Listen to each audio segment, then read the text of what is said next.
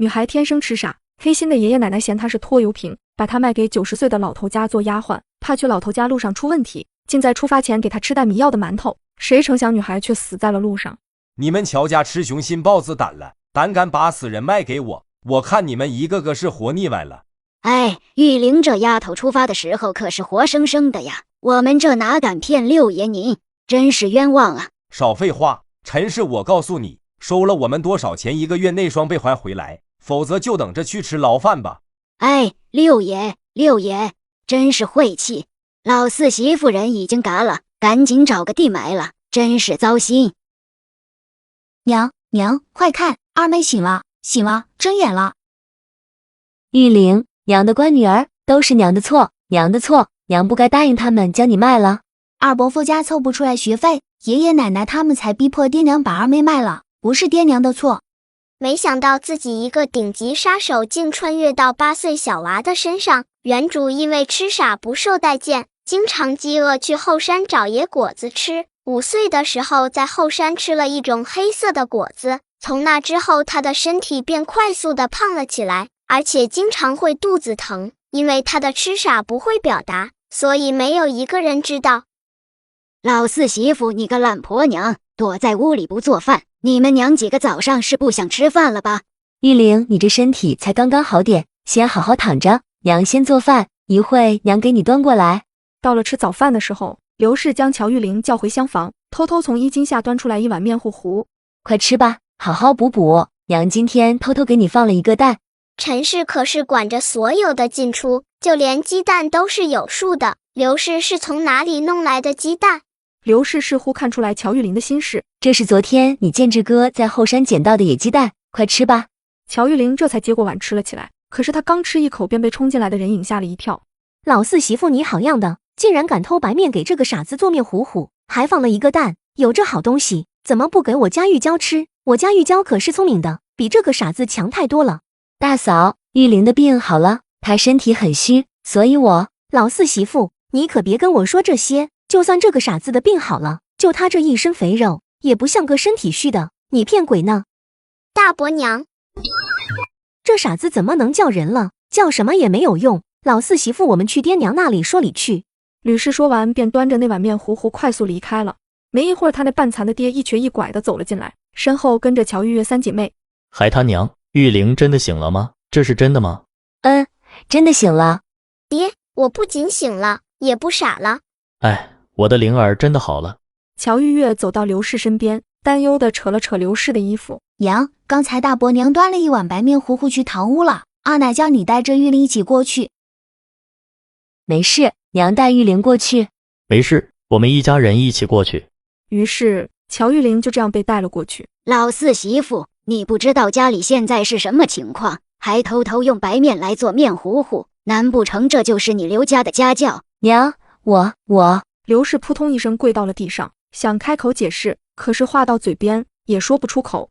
娘，这话你可就说错了，四弟妹好像没有娘家的，所以她哪里有什么家教？娘，这都是我的错，因为灵儿的病好了，我想着她身体虚，所以我让还他娘给灵儿做的白面糊糊。娘，您要怪就怪我吧。乔玉玲抬头扫了一眼陈氏，只见陈氏看着乔胡的眼里满满的嫌弃。老四，你们一家是要反了天不成？娘，别叫我娘，我没你这样的儿子，为了几个丫头片子跟我作对也就算了，竟然还敢偷家里的吃食，我看今天一天你们4房也就别吃饭了。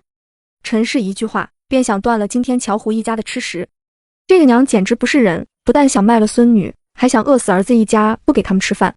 老四，你个丧良心的狗东西，为了几个丫头片子跟我作对也就算了，竟然还敢偷家里的吃食，我看今天一天你们4房也就别吃饭了。乔胡一家谁都没有出声，仿佛一切早就习以为常。阿爷，阿奶。一进门，乔玉玲便没有说话，因为她平常吃傻，也不太说话，大家都习以为常。现在她竟然开口说话了，倒是让满屋子的人很是吃惊。爷爷，我娘嫁进乔家，算不算乔家的人？当然算，进了我乔家的门，自然就是我乔家的人。爷爷，那我娘用自家的白面做了一碗面糊糊，有什么不对？还是说阿奶之前就下了命令，白面没有她的命令谁也不能动，你说的没错。老四媳妇，你个赔钱货！什么没错？家里什么规矩，一个傻子不知道，你们也跟着胡闹吗？今天不给你们一点颜色瞧瞧，下次不得把家里的东西偷个精光。乔玉玲没有理会陈氏。阿爷，我娘用自家的白面既然没错，那我娘就没有偷东西。若别人家的东西不问自取是偷，自己家的东西何来偷盗之说？在这个年代，若是背了偷盗的罪名，恐怕刘氏一辈子都不能抬起头来做人。好了，一碗面糊糊都能闹出这么多事，都起来吧。以后做事情之前，先问问你娘的意思。是。刘氏这才扶着乔胡从地上站了起来。这件事情就算了，可是关于玉玲卖给六爷赔双倍银子的事情，你们就自己解决，这不算到公账上。那可是600两银子。乔胡和刘氏瞬间一脸的愁容，就连乔玉月、乔玉家也都一副天塌下来的样子。行了，吃饭吧。乔老爷子开口，一家都坐到桌边吃饭去了。许是因为四房不受待见，所以四房女眷的主食都是别人的一半。姐，我怎么没有见到二伯父一家？二伯父早些年就考上了秀才，最近好像之前的县太爷年龄到了要回家养老，空出来一个空缺，他们说送礼就可以当上县太爷，所以咱家才有了把你卖给六爷的事情。都是爹没有本事，让我灵儿受委屈了。爹，没事。爹，阿奶说王家的钱让我们自己承担，这可怎么办？原本300两我们已经拿不出来了，王家竟然还要双倍，那可是600两，这该怎么办？没事，爹会想办法的。不管怎么样，爹也绝对不会允许你们姐妹几个再受到伤害。可是爹，那300两银子分明被爷奶拿去给二伯，让二伯多认做官了，怎么就算到我们头上了？好了，小孩子别操心，天塌下来还有我和你娘顶着。去吧，带着佳儿和男儿挖点野菜。玉玲，你身体不好，乖乖在家里待着。乔玉玲先是答应了，看着乔玉月几人离开后，这才趁着没人注意，直接溜出家门往山上走去。看来要赶紧想办法赚钱，要不然爹娘不得被乔老太一行人搓磨嘎了吗？从乔家到后山走路也就几里地，现在这肥胖的身体走走停停，一直走了快1个时辰，他才慢吞吞地进了山里。乔玉玲看到野鸡，想冲上去抓一只，可是刚走2步就将自己绊倒了，野鸡也全跑了。就在乔玉玲刚起来的时候，看见眼前的山沟沟里一大片金银花，长势非常好。这金银花拿到药铺里去卖，一定能卖不少钱。于是慌忙上前摘了一些，便往回走了。下午的时候，老大你和老四2人推着上午摘的菜去集上卖了。好的，娘。乔海去村里借来的牛车，趁乔胡回屋里拿水的时间，乔玉玲悄悄找上了他。爹，灵儿怎么了？爹，我想跟你去镇上。灵儿呀，爹今天是和你大伯父去镇上卖菜，不是去玩的。要不下次爹再专门带你去。爹，我的病已经好了，我就跟你在身边，不捣乱。那好，你跟爹去，不过你要乖乖的，不可以乱跑。知道了，爹。他被卖去冲洗不成，对方要求赔偿600俩，处心积虑来到镇上，就是为了赚钱还清这600俩。爹，我想去茅房。那你去吧，千万别乱跑。知道了。乔玉玲借口溜了出来，找了一家叫百药堂的药铺。乔玉玲看了一眼，便走了进去。刚进去便有伙计迎了上来。你是看病还是扎药？我手上有药材，想让你们掌柜的看看。你稍等一下。很快便出来一位中年大叔，一脸和蔼笑意地看着乔玉玲。就是你这小女娃想让我看看药材。掌柜的，这是金银花，我带来让你看看成色，若是可以，我们再谈接下来的事情。这东西你还有多少？东西是不太多，但我可以保证全都和这些一样。哈，就这种的，你有多少，我收多少。东西我可以提供，但是晾晒需要你们自己进行。这没问题，你就直接送过来，我算你40人一击，这可是最高价了。好，篮子也没多少，就当是我送掌柜的。小女娃，真没想到，你看起来年纪不大，做起事情来倒是很老成呀。人不可貌相。乔玉玲从镇上回家，便找到乔玉月。姐，我有事跟你说。咋了，二妹？我上午去山上发现了一种花，一种可以卖钱的花，药铺的掌柜管那花叫金银花，可以卖钱。二妹，你怎么知道可以卖钱的？我昨天进山玩，看到那个花很好看，我就摘了。后来跟着爹去镇上，遇到药铺的老板，他告诉我的。那我们明天就去摘那个花，然后拿到镇上去卖些钱，看能不能将王家的钱还上。那可是600两，就算是摘10年的金银花也不能还上的。姐，这件事情我们就不要告诉家里了吧，我们四房自己知道就可以了。行，一会爹娘回来，我们告诉他们。晚上刘氏听后很开心，这可好了，我们多摘些拿去卖了，看看能不能多凑点钱，还王家的银子也是有希望了。可是我们不和爹娘说吗？乔虎也是纠结，和家里说他四房还王家的钱就无望了，可是不说，孝子丫头，他心有愧疚。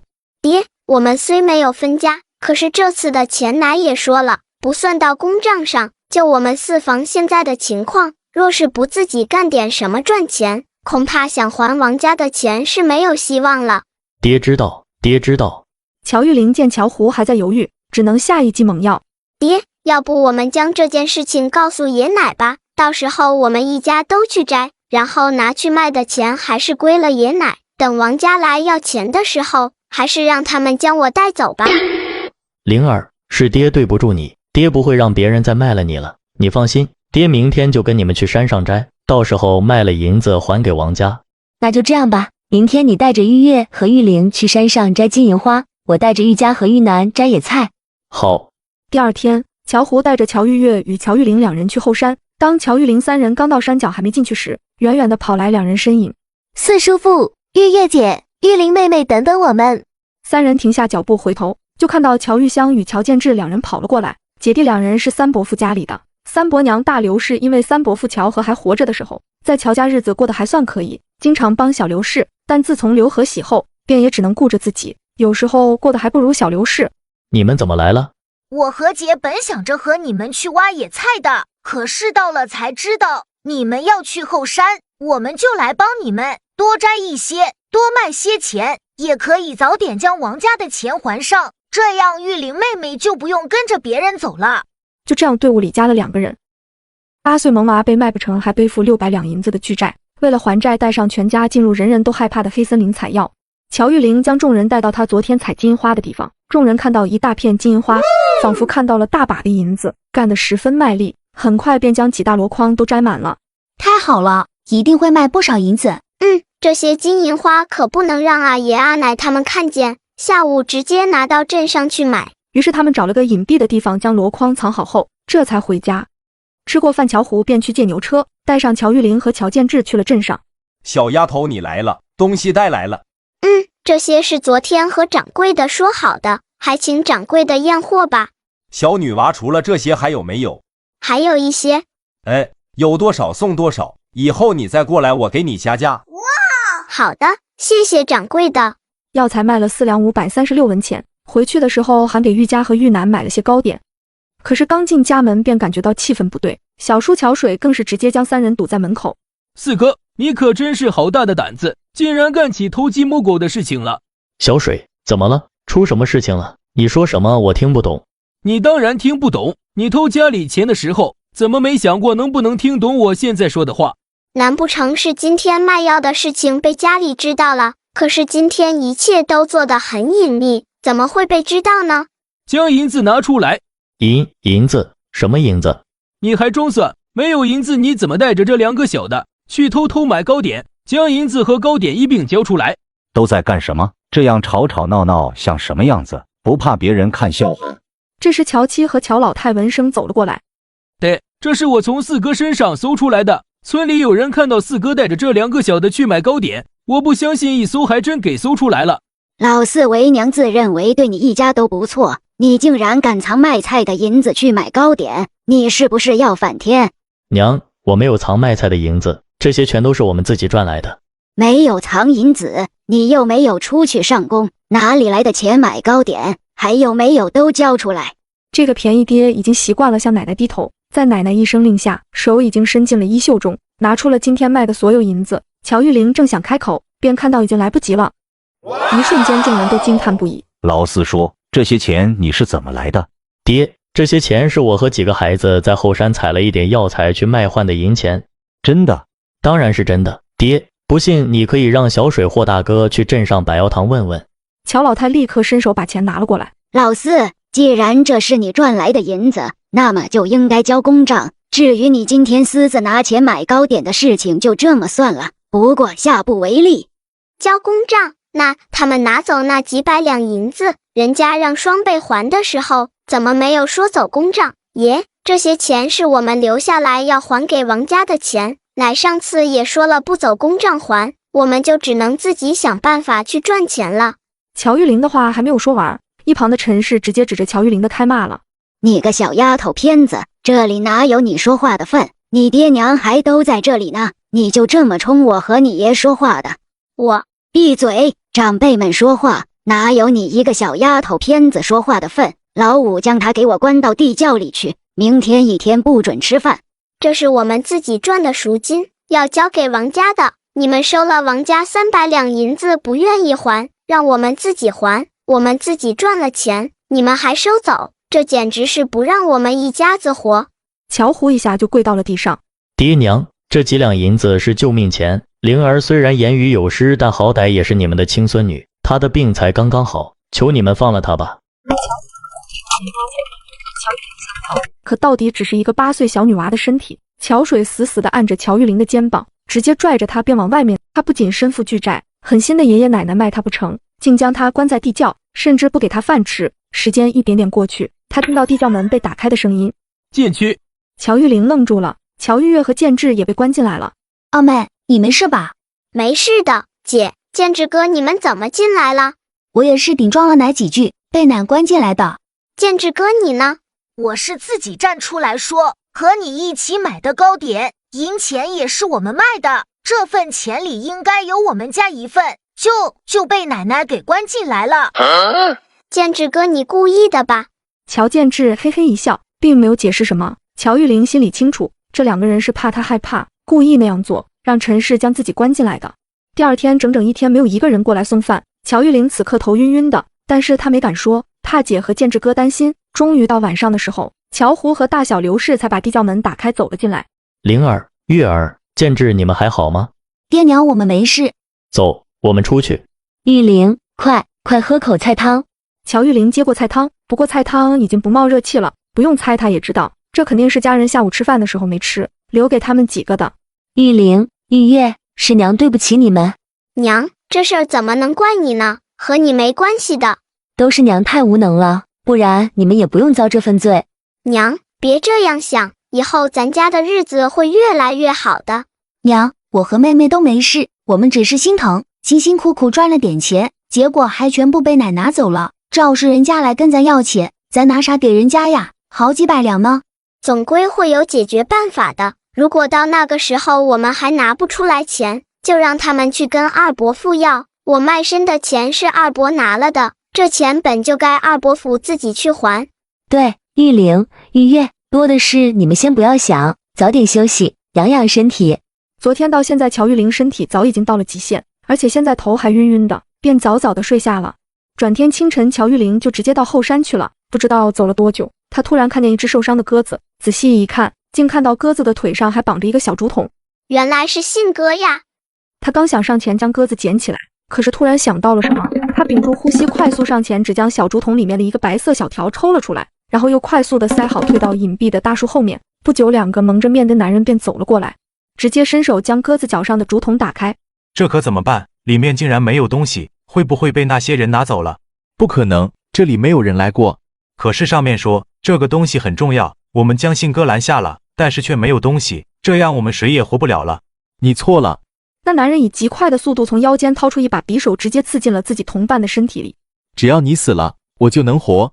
一个时辰后，乔玉玲确认了周围没有人，这才慢慢走了出来。很锋利的匕首，非常不错。她小心地将匕首收了起来，然后尸体上摸索起来，果然摸了好半天，从男尸的怀里摸出来一个荷包，欣喜地打开看了一眼，整整60多两银子，这可是不小的一笔呢。说完，他快速地将搜刮来的钱收好下山了。玉玲到家不久，乔水就叫他们到院子里去。这次出现的还有乔玉玲一直没见到过的二伯娘和她的女儿。将你们都叫来，是想跟你们商量一件事情。老二在县里的那个事情还差一点钱，可是你们都知道我们家现在是个什么情况，这就想着大家都出主意，看看接下来该怎么办。娘，四哥家丫头片子多，还浪费粮食，不如卖一个正好给家里应急也行呀。我看小水说的就挺好的，这么多丫头片子留下来也是白白的浪费家里的粮食。老四呀，你看看你家里几个丫头谁合适啊？这是逼着我家便宜爹做选择呢。乔胡瞬间就将头低了下去，一句话也不说。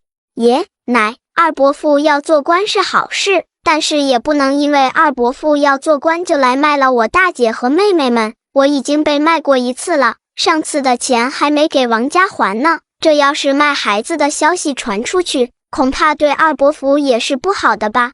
你给我闭嘴！一个小丫头片子，这里哪有你说话的份儿？就是你一个小丫头片子，哪里有你说话的份儿？你要是再敢说话，一会直接将你卖了。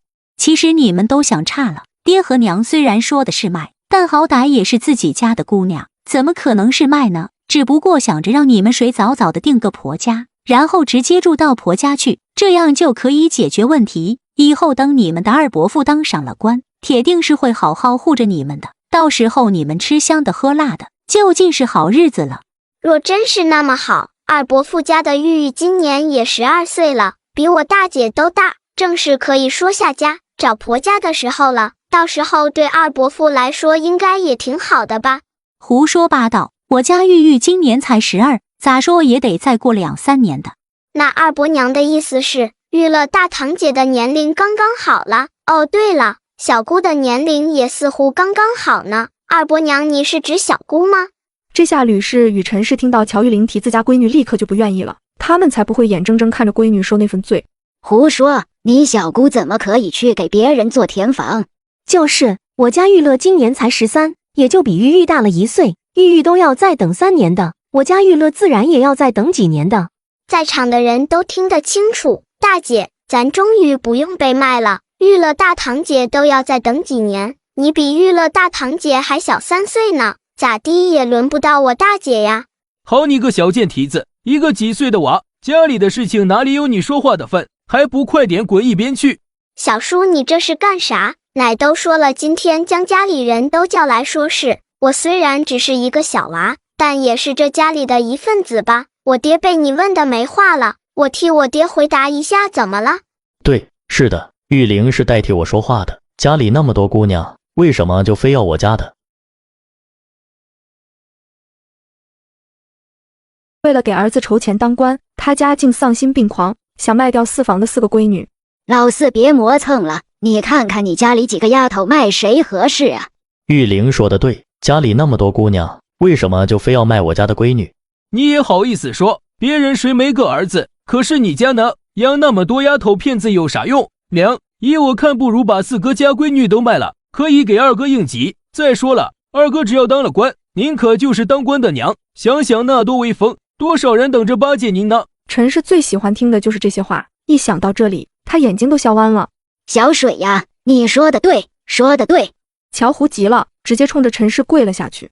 娘，不可以呀，她们可都是您的孙女，您不可以将她们卖了。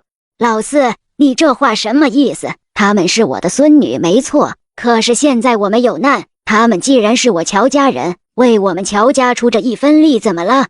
行了，老四起来吧，家里现在有难处，你也知道的。你娘不过是说些气话，为了可以应急，你家出一个吧。至于是谁，还是你自己拿主意吧。爹娘，求求你们不要卖了我的女儿，不要卖了他们。乔玉月终于是看不下去，跪到了小刘氏身边。娘，不要这样，不要再求了，卖了我就可以了。我年纪比妹妹们都大，卖了我也没有人再会卖了妹妹们了。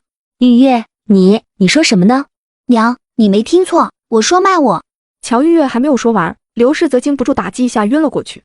娘，你怎么了？你醒醒呀，娘！爹，快将我娘抱回屋去，我去找郎中。乔玉玲急急忙忙喊了一声，然后就往外面冲了出去。不一会就把郎中请了过来，两人都走得很着急，都还气喘吁吁的。麻烦郎中快给我娘看看。恭喜恭喜，这是有喜了，有喜了。乔胡先是惊讶了一下，紧跟着便是满脸的欢喜。哼，怀上有什么好的，还不都是丫头片子，早没了早省心。一句话便让刚刚还一派欢喜的气氛瞬间僵硬了起来。孕妇现在严重缺乏营养，好好给补补身子。好的。乔胡应着，只是脸上的笑容有些僵硬。娘，你好好安心养胎吧，营养的事情你不用担心，我会想办法的。你这孩子，你能有什么办法？咱家现在的情况就是这样，娘只希望你们几个都平平安安的就好了。不会有事的。为了大姐能不被卖出去，转天清早乔玉月吃过早饭后便溜了出去，直直往镇上走，然后找了些乞丐，让他们帮忙办一件事情。有钱能使鬼推磨，这句话无论放到哪个年代都是管用的。多亏蒙面人的60两银子。处理完这些之后，乔玉玲买了一些吃的东西便回去了。许是因为她的身体原因，一个不留神在回去的路上直接摔了一跤，紧跟着便是胸前传来的痛意，她能感觉到血液流了出来。乔玉玲胸前发出一道亮光，一个奇怪的玉佩仿佛像吸血狂魔一般，不停地吸着流出来的血。乔玉玲只感眼前一亮，画面突变，空间。乔玉玲看了看，空间就这么大，大约1亩地，地里一片湖，然后便什么也没有了。这是进来了，但是怎么出去呢？这就出来了。乔玉玲这才继续往家走。娘，你快吃吧，好好补补身体。郎中也说了，你身体的营养跟不上。玉玲，你跟娘老实说，这些东西是哪里来的？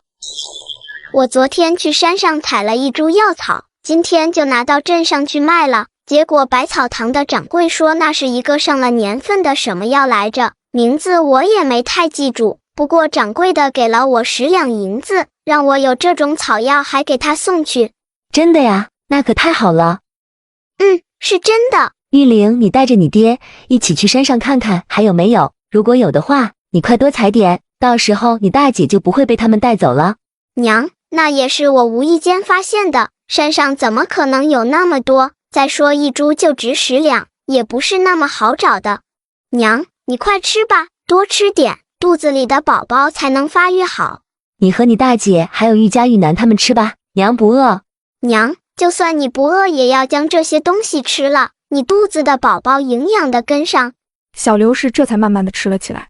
为了给相公筹钱当官，他竟丧心病狂想卖掉4房的闺女，谁成想卖女这件事竟在10里8乡都传遍了。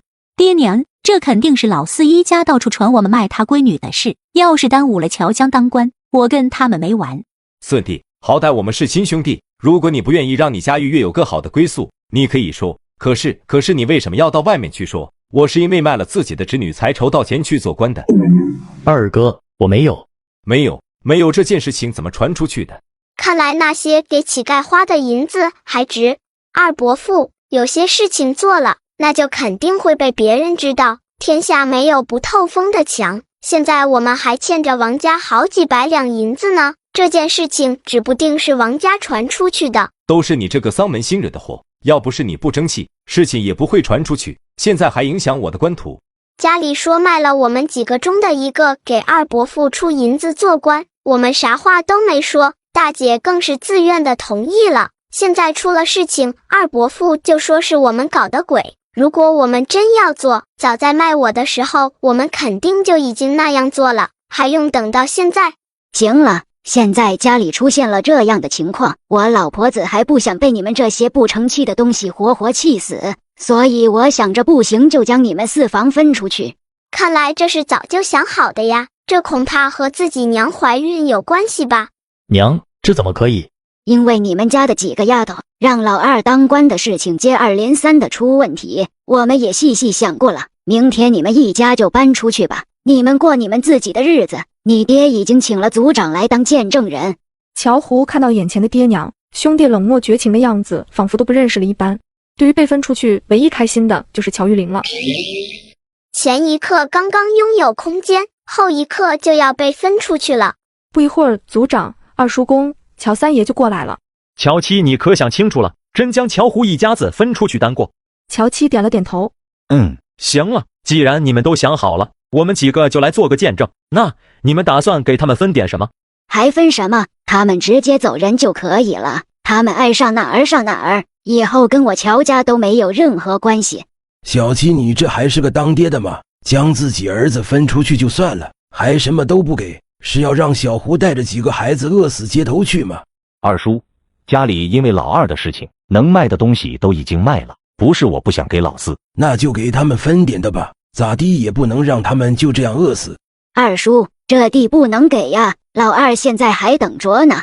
七弟妹，你让乔胡带着女人和孩子直接走，这还算是分家吗？这是将人往外面赶吧？三哥，老四家里那么多女儿，随便卖一个也够他们生活好久了。再说，现在老四媳妇儿肚子里还怀了一个呢，这辈子也是吃喝不愁的。反倒是我们这一大家子人，真的离不开那些地呀。陈是你怎么可以说出这样的混账话？三哥，你这是生什么气呀？我这说的可都是事实。家里这么些口人，哪一个不吃饭呀？我家就剩下那几亩地了，可真没有多余的给老四家分了。乔胡与小刘氏不开口，乔玉玲真是急坏了。不过看到这三个老头，她眼珠一转，计上心头。奶，不管怎么说，我娘现在肚子里还有小妹妹，您这样就将我们一家子赶出去，这可让我们怎么活呀？生出来又能怎么样？还不是一个丫头片子。现在家里情况不允许，将你们分出去也是我们这些当老人的说了算，咋地你们还想有意见不成？爷奶，我知道错了，王家花了300两银子买了我，可是我这身子不争气，还没有进王家的门就出了岔子，这一切都是我的错。这次大姐也同意了跟别人走，家里也是收了钱的，卖女儿的消息能传出去，也不是我们四房的错呀。爷奶，求你们别这样将我们一家赶出去，王家他们来家里要钱可咋办？奶，你可是将钱都拿走了呀。那既然你收了钱，我跟人家走，我只希望奶你和爷别将我们赶出去。听到乔玉玲和乔玉月的话后，族长和另外2位可真是黑了脸。真是丢死乔家人的脸，老乔家怎么就出了你这么一个不要脸的东西，竟做得出来卖亲孙女的事？二公叔，您这话就不对了。闭嘴！陈氏你进了乔家门也几10年了，你现在卖的是你的亲孙女，简直是丧了良心。以后再有这样的事情发生，我便开祠堂，将你们一家子逐出族谱。逐出族谱，这可是大事，天大的事。陈氏当时脸色就白了，到了嘴边的话硬生生给咽了下去，什么都不敢说了。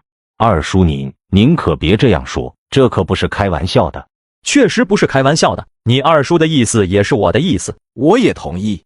奶，王家要的那600两银子，您说不走公账，可是我们是真的拿不出来。那天村里的郎中也说了，娘肚子里有小妹妹，而且营养不良，需要好好补。闭嘴，你个臭丫头，这里哪有你说话的份？乔江终于还是没有忍住，直接冲着乔玉玲吼了一句。乔玉玲还真闭嘴了，反正她想要表达的意思已经表达完了。族长他们听到乔玉玲的话，立刻就明白了分家缘由，顿时脸色更难看了。乔胡你自己是怎么个想法？既然这是爹娘的意思，我这个当儿子的没有意见。大了，既然双方都没有意见，那你们就分开过。是分出去，不过老四一家要搬出去，房子空出来，老大的建安过了今年都16了，也该说媳妇儿了，空出来一个屋子，正好可以给娶媳妇。他为这个家当牛做马，只因生的全是闺女，就被狠心的爹娘赶出了家门，并且还要断绝关系。你看看你下的歪蛋，全是赔钱货，你们四房没一个好东西，今天就全都滚出去，什么也别想拿走。那你的意思是让老四一家就这么出去？咋的？你还真打算让他们出去要饭不成？他们要饭就要饭，跟我有什么关系？小七，你也是这么想的？我家里就这么大点地方，肯定是不能在家里住了。爹娘，要不这样吧，咱家老宅就给四哥一家子住吧，那边还有1亩多的地，正好所有的问题都解决了。乔水的话一出，乔胡一家与3个来主持的老人却都黑了脸。老宅那是啥地方？10几年都没有住过人不说，而且之前那几间茅草屋现在早就已经是一片废墟了。再说那边的1亩多地，由于地太过于贫瘠，所以种啥都没有收成，现在草都有1人高了。那既然是这个样子，你们也都想好了，只要乔胡没有意见，那就按这样分吧。我没意见，一切都听爹娘的。二老太爷看着也是生气，对于乔胡这不争取的性子真是给气到了。那族长就麻烦你给他们出一个文书。二祖，我们家没钱，奶说王家要的600两不走公账，可是我们好不容易上山采金银花，卖了几两银子，都被奶拿走了。要是将我们家分出去，王家来要钱，到时候奶不给王家钱，王家是不是还要将我抓走呀？小七，你丧良心了，卖了乔胡家的闺女，还让乔胡自己背几百两银子的债，你这是要逼死他们一家呀？二叔，我也没说那账不认呀。认就好，族长你在分家的文书上就给他们写清楚吧。关于卖女儿的钱，乔胡一家可是一文都没有见到，那么还债的事情就是谁拿钱谁承担。乔胡一家净身出户，分的老宅的房子，至于以后养老，二叔，您这个分法可是不对的，是玉玲那丫头自己不争气，嫁过去的时候出了事情被人退了回来，那钱就应该他们家出，凭什么还不让他们背债？乔胡一家子一文都没有见到，现在都已经被你赶出去了，你还想让他们背债？他们当然得背，600两银子可是没有分家之后就发生的事情，现在要分家了，他们家也得分一部分，至少也要承担300。七弟妹，你还知道乔胡和你们是一家的？你将人赶出去的时候，可没有看出来你拿他们当一家人看呐？什么一家人不一家人的？他要是不背债，那以后就得给我们养老，每年100两。那你的意思是，认了300两后，乔胡便不再是你的儿子，以后也不用再养你们老？你们这边有什么事情与乔胡也没有任何关系，是吗？那是当然。你们一共5个孩子，这600两平分，一家120两，乔胡认120两，以后你们也别想着让他们给你们养老了，就老宅那边的地，他们能活下去就已经很不容易了。这怎么可以？120两够干啥？就120两还是二叔叔多了，要我说一文都没有，钱又不是乔胡一家子花的，现在还让他们认120两，你还想怎么样？乔玉玲见陈氏为难的表情，又适时的提醒了一句：120两好多呀，我娘现在肚子里还有小妹妹，我们家连饭都吃不起，哪来的钱呀？陈氏原本还犹豫的心，立刻就下定了决心。行，那这个月底，如果老四家拿不出来120两，以后就得每年给我们2个老的养老钱100两。就这样，乔老爷子与陈氏都没有意见了，乔胡自然也不会说什么，只是默默地低着头。乔胡一家来到老宅，看到的就是老宅茅草屋剩下的那一堆垃圾，还有长满草的荒地。小胡呀，我去村里招呼一声，过些天才秋收，现在大家家里也不是多忙，我让家里闲着的都过来给你搭把手。那行，族长麻烦您了，村里来给我家干活的人，我一定都记着他们的人情，以后都还给人家。行了，有你小子这句话就成。以后的日子还长，我回家去让老大媳妇给你们送点日常用的东西来。谢谢二爷。乔胡在村里的为人还是很不错的，大家在听到乔家的事情之后，空闲的人都来帮忙了。经过3天的努力，屋子终于是盖好了。姐，那120两银子的事情，到月底如果拿不出来，恐怕每年我们就要给爷奶100两，无论哪个我们都是拿不出来的。是呀，咱家哪有那么多钱，拿不出来钱，恐怕我们的东西都会被奶拿走。姐，要不我再去后山看看有没有什么东西采了可以卖的。不行，上次你进山就已经很危险了，你再去万一出事了怎么办？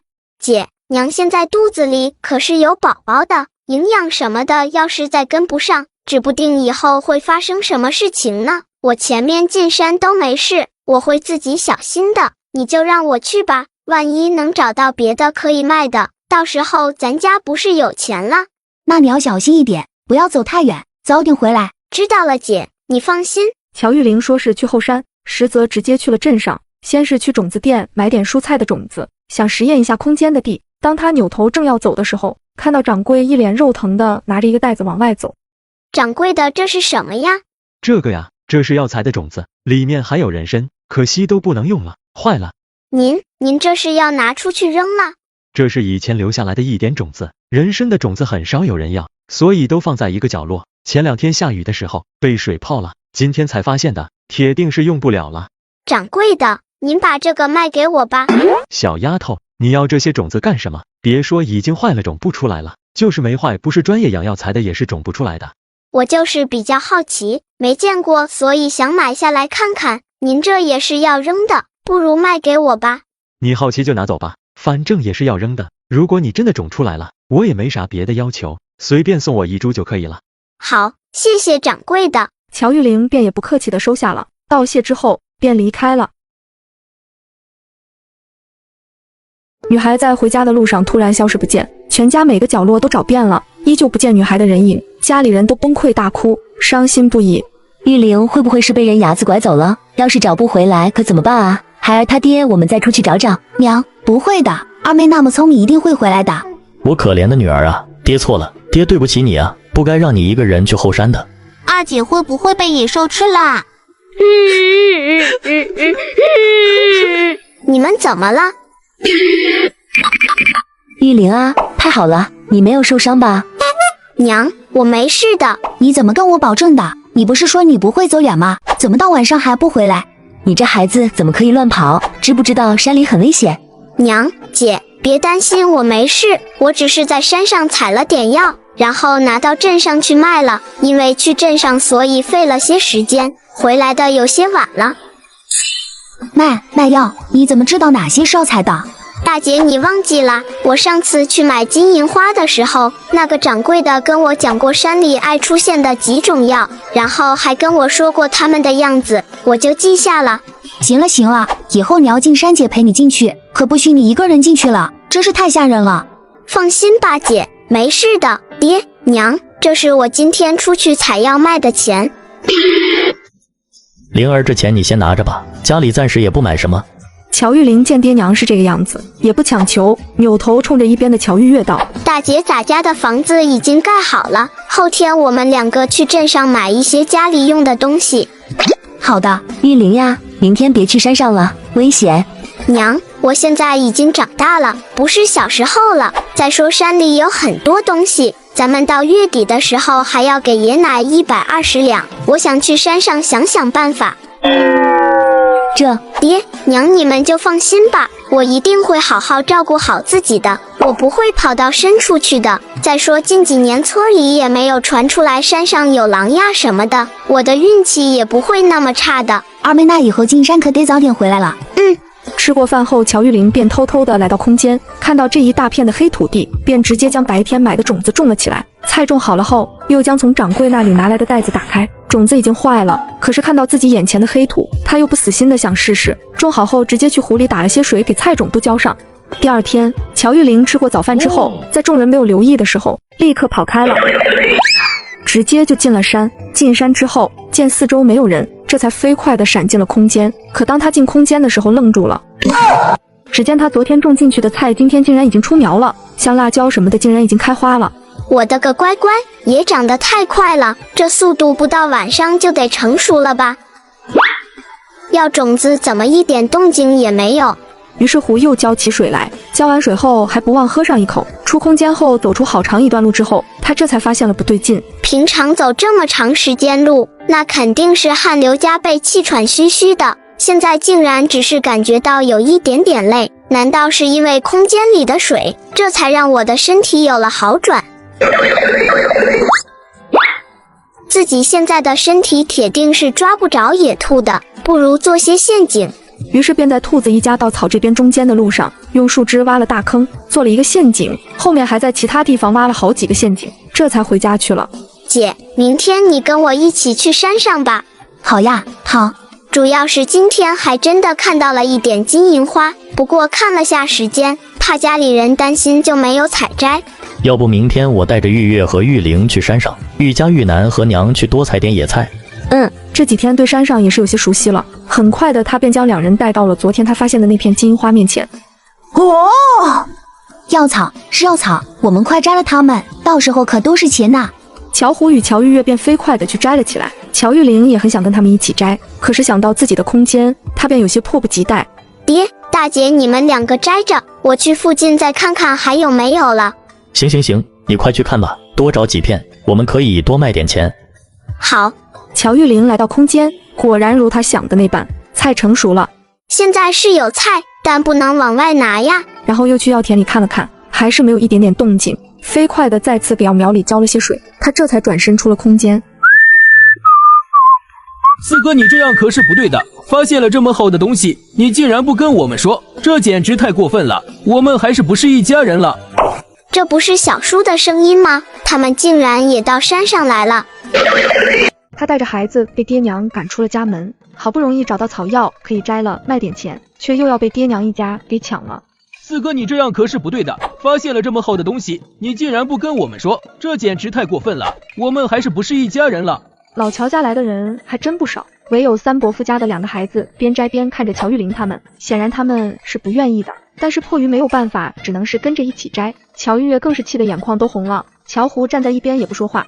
爹，大姐，你们站着干什么？我们也抓紧时间摘吧，早点摘完了，早点去卖。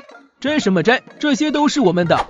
小叔，有规定这些东西都是你们的吗？这东西是我们先发现的，也是我们先来的，按理说也得有个先来后到，不是？我们不说，你们跟我们抢东西，你们还想霸占不成？闭嘴，你个臭丫头片子，这里哪有你说话的份？我告诉你，这些都是我们的。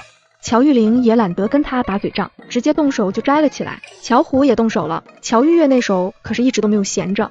乔水一直在骂骂咧咧，乔玉玲屏蔽了他的话，此刻真想让乔水当哑巴。正当他想着，低头他竟然看到有一条小蛇，乔玉玲几乎想也没想的伸手便直接抓起小蛇，借着自己胖胖的身体遮挡了一下，然后慢慢的移到了乔水身后，将小蛇扔了过去。可是当他扔完，竟然看到了三伯娘家的乔敬志与乔玉香都看着他。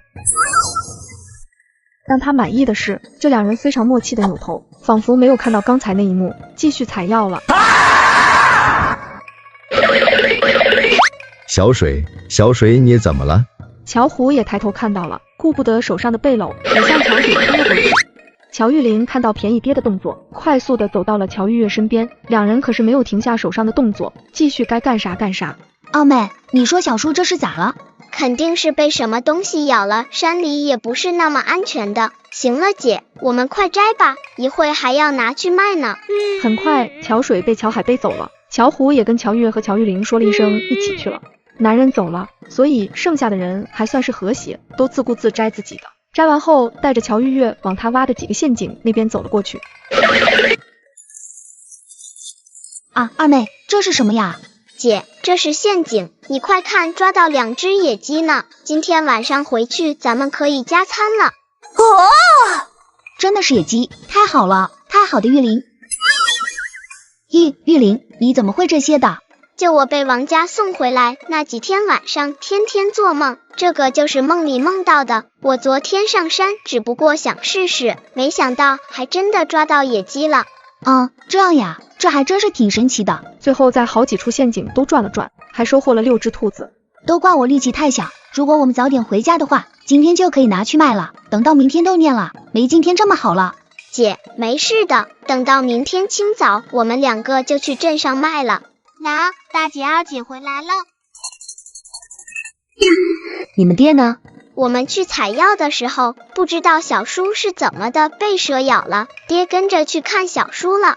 啊，被咬了？你们2个手上这些东西是哪里来的？活的兔子，活的兔子。我们一会给他们搭个窝，你们2个一人一只养起来好不好？好，太好了，二姐。娘，咱家玉玲可是了不得了，她昨天进山的时候看到陷阱就自己照着挖了一个，我们就有野鸡和兔子吃了。这真是玉玲弄的？小刘氏有些不敢相信，于是乔玉月又将乔玉玲给他说的那些说辞尽数给小刘氏说了一遍。小刘氏听到女儿做的梦，只当是上天眷顾。咱家现在有2个屋子，今天晚上你们2个就睡西屋。不用了娘，让大姐带着玉家和玉楠睡吧，我自己去睡木屋，咱家木屋还是能睡人的。不行，木屋现在可以睡，等再过些日子天气冷了或者一下雨可就不能睡了。娘，现在天气不是还没有冷吗？再说了也没有下雨，等天气冷了或者下雨了，木屋不能睡了，我就去跟姐一起睡。娘，我自己可以的。再说了，咱家现在也是有院墙，屋子都是挨着的，没事儿。那好吧，随你。这下可是将乔玉玲高兴坏了，她终于可以晚上进空间了。玉儿、灵儿，你们2个回来了。怎么了？脸色这么差？小水被蛇咬了，中了蛇毒，去了镇上。郎中说需要去县里，二哥和大哥带着小水过去了。这么严重呀？娘，我和大姐都饿了，咱们晚上做兔子吧。正好前2天村里的婶子们不是给了我们一些土豆吗？我们一起炖了吧。好，正好你爹也没吃饭，我这就去做。爹，你送小叔回去，奶妈你了吧？你怎么知道？我猜的，因为奶很疼小叔，小叔被咬了，奶肯定心疼。玉玲，你快去洗洗吧，今天一天也是累坏了。明天早上我们就去镇上将这些金银花卖了，到时候也可以给家里买点东西。好的姐，我知道了。月儿、灵儿，你们小叔今天在山上的时候被蛇咬了，你们也是知道的。你奶说家里没钱，咱家今天采到的这些金银花，爹，你想将我和姐采到的药拿去给爷奶？爷，我们上次去采药卖的钱不是也被奶拿走了？给小叔看应该够了吧？你奶说那些钱都已经给你二伯父用了，家里没钱。爹，你想将我和姐今天采的金银花拿走，那便拿走吧。不过我们家没有翻地的铁锹，就是今天上山也是从别人家借的背篓，这些生活必需品还是有的。如果奶家可以给我们这些，您就把金银花拿走吧。乔胡沉默了，他自己娘还是了解的，铁定是不能给他们家这些东西的。